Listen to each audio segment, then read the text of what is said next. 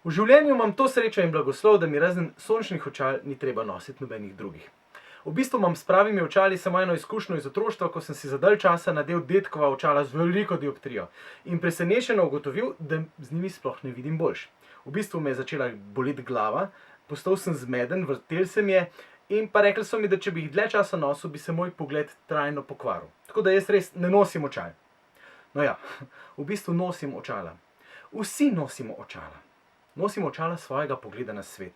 Tega, kako gledamo na zgodovino, na dogodke okrog nas in sami nase. Temu pogledu na svet rečemo svetovni nazor in v današnjem svetu prevladujejo naslednji svetovni nazori. Hedonizem, se pravi uživaštvo, materializem, pri nas v Sloveniji ponekod tudi še komunizem, vsi trije pa temeljijo nekako na ateizmu ali pa še bolj bi se rekli na nekem pišmeuharskem agnosticizmu, ki pravi, da o temeljnih življenjskih vprašanjih v bistvu ne moramo nič vedeti in da to tudi ni nič hudega.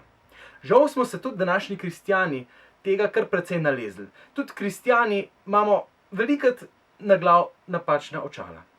Kaj to pomeni? To pomeni, da se nam zvrti v glav, da ne vidimo dobro, da ne vemo ne kdo smo, ne odkot prihajamo in ne kam gremo. Pri meni v praksi to pomeni ponavadi to, da sem preveč zaskrbljen, da razmišljam o tem, kaj bo v prihodnosti, kaj če pride do kakšne hude vojne, kaj bo, če se mojim otrokom kaj hudega zgodi. Ali pa da me zanese v drugo smer, v materializem, pa razmišljam, kako bi bilo dobro, da bi v naši hiši poštimali še to, pa uno, pa tretje, koliko bi bilo fajn, če bi imeli novejši avto.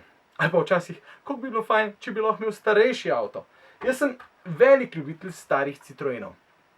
In čeprav je moj 3-letni nečak pred časom rekel, da je tale stari spaček lep, ampak počasen avto, me lahko tudi ta počasen spaček zelo hitro odpele v materialistično razmišljanje, ko 2 dni sem tapkam po avtonetu, pa ne morem na nič drugega, kot na pleh star misliti. Ali pa včasih zabluzim na drugačen način, se igram amaterskega boga. Mislim, da je moja volja je enako Božja volja, za moje bližnje, za mojega brata, za moje prijatelje. Če ne tako delo, kot jaz rekel, ali pa kot jaz mislim, da je prav, bo pa vse narobe. Kaj lahko naredim, kadar ugotovim, da imam na sebi napačna očala, z napačno dioptrijo, z napačnim pogledom? Naredim to, kar sta naredila tele 2 slepca v današnjem 9. poglavju Matejevega evangelija. Takole piše. Ko je Jezus odhajal od tam, sta šla za njim 2 slepa in vpila. Usmili se naju, Davidov sin. Ko je stopil v hišo, sta slepa prišla k njemu. Jezus jima je rekel, ali verujete, da moram to storiti, se pravi, da vaju lahko pozdravim? Da, Gospod, sta mu rekla. Tedaj se je dotaknil njunih oči in rekel, zgodi se vama po vajni veri. In oči so se jima odprle. Te 2 slepca sta imela tako velik problem, da ga v bistvu nista mogla spregledati. Ona 2 sta vedela, da je rešitev samo pri Jezusu. Ona 2 sta vedela, da je on edini pravi okulist. In ona 2 sta nista nekaj nežno rekla, Jezusa bi nama ti mogoče pomagal, veš, imamo en problemček. Ne, ona 2 sta zaupila, vstala sta, dvignila rit, sta rekla, Jezus, Davidov sin, prosim, pomagi nama. Šla sta za njim v tisto hišo. Kaj naj jaz naredim, ko ugotovim, da nosim napačna očala? Ugotoviti moram, da to ni samo majčken problem, ampak da je to velik problem zame.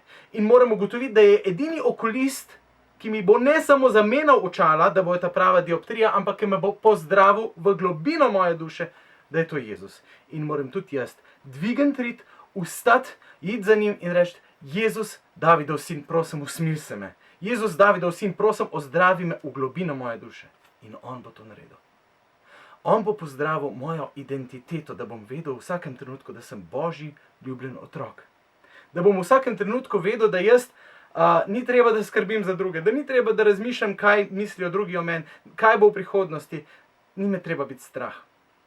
Jaz, če prihajam k njemu, po njegovi besedi, po zakramentih in zaupijem z strastjo, z eno živo potrebo, da rečem, Jezus, Davidov sin, usmili se me, moram vedeti, da bo on prišel in da bo on res pozdravil moj pogled.